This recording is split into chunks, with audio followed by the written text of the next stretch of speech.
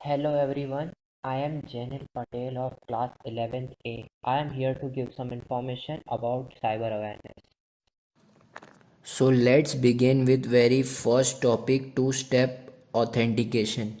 Use two-step authentication when possible to greatly increase security of your account. Two-step authentication now offer for Gmail, Apple ID, banking site and more requires that you enter one-time password sent to trusted device to prevent unauthorized access. What is malware? The human body is capable of many diverse and amazing things, but it is also susceptible to attack virus, parasites, pathogens and more can sometimes sneak into the body and wreak havoc using the body resources for their benefits. Your computer is similarly capable of amazing things but can get infected with malicious software or malware and use your computer's resources for cybercrime benefits. This malware is not typically a simple prank, is specifically designed to steal personal, financial or business information in order to make money. How malware get to you? Malware can get to your computer in variety of way. Why? Infected websites, email attack, USB drives and malicious URLs and emails or web pages. This infection then perform harmful activities such as access and credit card number password for the other private information, destroying data, taking control, demanding payment, using your computer to send spam. Types of malware. Viruses. Computer viruses is a piece of malicious code that hides while making copies of itself on your computer without your consent. Worms. Worms is similar to virus but can quickly spread over the internet independently. Both program can perform harmful act once they got into your system. Trojans. Trojans designs itself as a normal or desirable program to track you into installing it, then perform various malicious functions such as leading file, granting remote access to your computer or key lock, which is recording your keystrokes in order to obtain personal information and password. Spyware. Spyware is threat that collects sensitive personal information while you using your computer, such as login, your password or credit card numbers. Adware. Adware acting similar to spyware, tracking your movement and activities online. It uses up your data with every pop-up download eating away at your allowance. Secure connection. Use secure connection when accessing personal account or making purchases. How do you know if the site is secure? When you access a secure connection, the address will include HTTPS and with most browser will also display a lock icon in the address bar.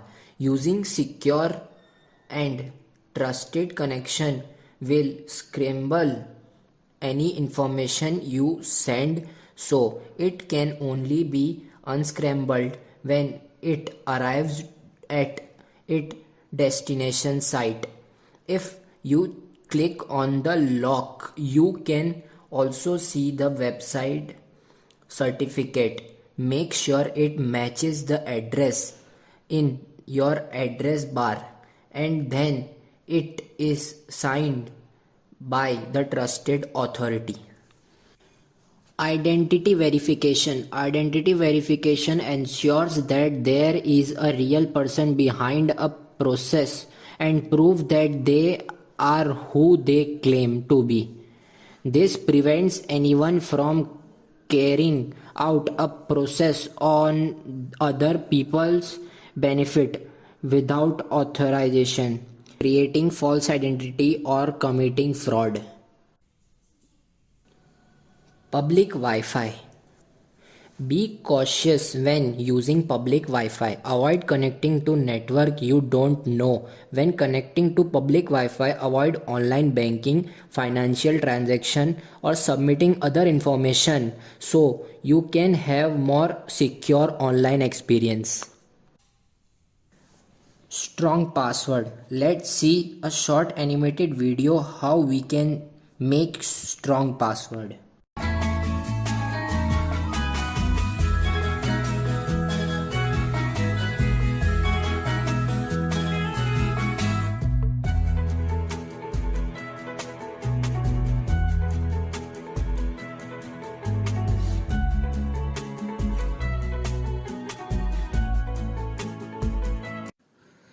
Phishing.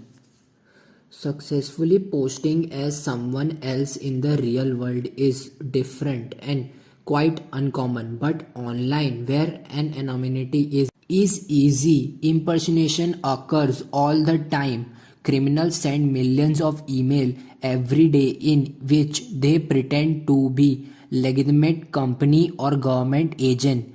This message tricked unsuspecting users into infect their computer with malicious codes or fooling them into giving out personal or financial information or even their credential like username and password.